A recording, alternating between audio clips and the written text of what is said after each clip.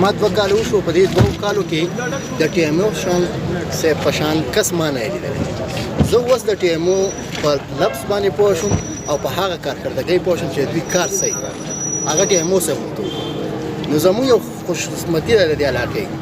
چې یو موږ له ښکلی بیخه راکړلی الله پاکه بیا یې راله ښه ښکلي داسې افسران راکړي دي چې هغه ټي ایم او صاحب ته 2-3 پیرې ما ووایي تاسو بازار ته راشئ نو ټي ایم او صاحب ما ته وایي چې ما څه کارکردګي په بازار کې نه کړي زه بازار ته نشم راښکاره کېدی نو زه د بالا حکامو ته دا یو سوال کوم چې دا سړی مونږ ته لږ پرېږدي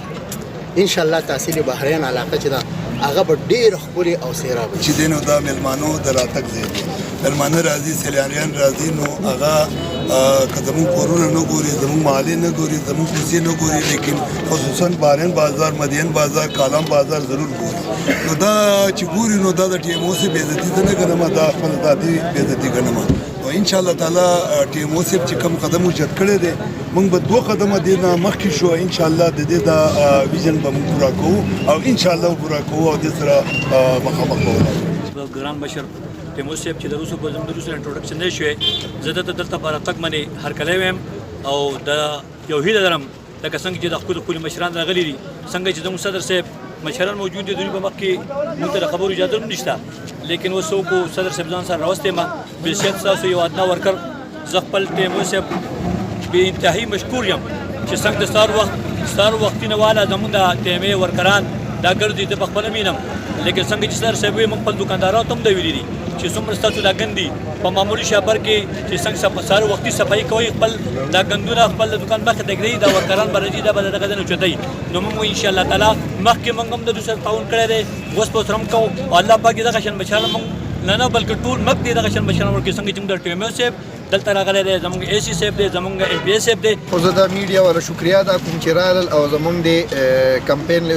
سپیشل کوریج ورکو دې نه پس زه ټول عوامو ته دا میسیج ورکوم چې دا صفائی مهم چې کوم دی دا د دې لپاره چې تاسو کې اویرنس راشي او دا علاقه ستاسو ده زموږ نه ده د دې صفائی کې به تاسو زموږ سره ملاتړ کوئ چې تاسو صفائی کوئ نو دا علاقه به صفا پرته وي که موږ ډېر کوششونه وکړو ډسبینونه انسټال کړو ګاډي راولو کمپینونه وکړو خو چې تاسو زموږ سره مرسته نه کوئ نو د دې صفائی ډېره مشکله ده چونکې تحصیل بحرین د ټولو سوات کې د ټولو نه غټ تحصیل دی بلکې نیم سوات نه سیوا د دې ایریا ده رقبه ده 56% د دې رقبه ده نو مهوډن ته وشو ته ګبرال ته شایباغ ته دې ځایونو ته رسېدل چونکې لارې هم خرابې دي اپروچ روډ خراب دي رسېده ګران دي نو چې تاسو زموږ سره مرسته وکړئ نو انشاءالله زموږ دا صفائی مهم به په کامیابۍ سره سرته ورسي او زه تاسو ټولو ته دا ریکویسټ کوم چې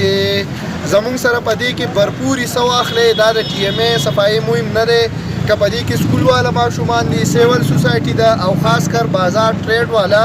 که بحرین صدر دی مدین دی د کالام دی زه دوی ته سپیشل ریکویسټ کوم چې دوی چې کم بازار د دکانداران دي دوی ته یو میسیج کنوی کړي چې دوی کې بھرپور زموږ دا کنټینر انسټال دي ډسبین انسټال دي بازار والا ته وایي دکانداران ته وایي چې دې ته دا ویسټ ډخ کوي بل دا چې کم پولیتین بیگز دي په دې باندې بازار ته مونږ لیټر هم کړی و صدرانو زموږ سره منلي ده چې انشاءالله پولیتین بیگز چې دي دا به په تحصیل بحرین کې نه چلیږي نو زه ګورم چې اوس هم شته نو زه ریکویسټ کوم بازار صدور سته چې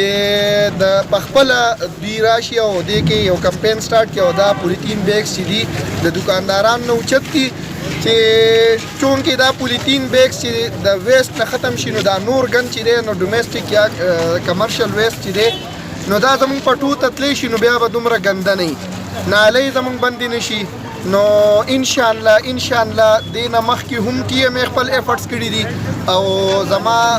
به دا کوشش او د ټي ایم اے کار دا دی چې صفایي وکړي